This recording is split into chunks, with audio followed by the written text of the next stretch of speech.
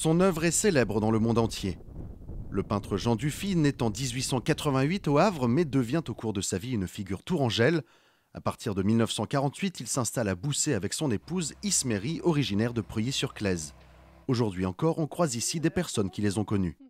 Ah ben oui, je le crois. Il venait quelquefois au café à Boussay aussi. Madame Dufy, elle était un peu originale, disons. C'est-à-dire? Ben, c'est-à-dire qu'elle avait 80 chats quand même. Elle récupérait tous les gens qui voulaient se débarrasser d'un chat, ils les mettaient par-dessus le mur. Spécialiste de la couleur, Jean Dufy est aussi un peintre du réel. Des fêtes circassiennes parisiennes à la vie agricole, il a été un véritable témoin de son temps. Une œuvre retracée au travers de 8 panneaux dans un parcours artistique installé à Boussay.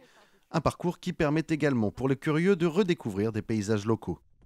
Un paysage de Touraine, donc avec les thèmes qui sont chers à Jean, donc la nature, avec certainement la Claise, ses peupliers, les châteaux, et puis en arrière-plan, sur un fond bleu, l'église qui est suggérée. Plusieurs décennies après le passage de Jean Dufy à Boussay, la disposition des panneaux explicatifs permet encore aujourd'hui de se mettre à la place du peintre.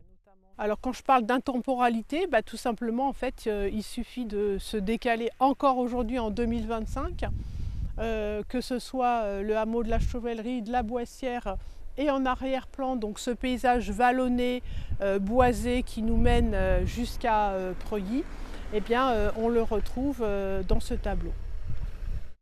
Au cours de ce parcours, le visiteur est plongé au cœur de la vie de Jean Dufy. Sa maison trône encore dans une rue qui porte désormais son nom et sa tombe est située dans le cimetière du village.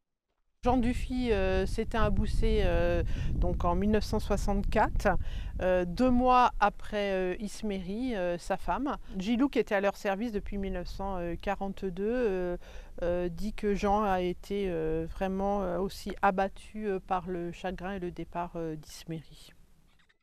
Les intéressés peuvent découvrir ce parcours en toute autonomie ou au cours de visites guidées.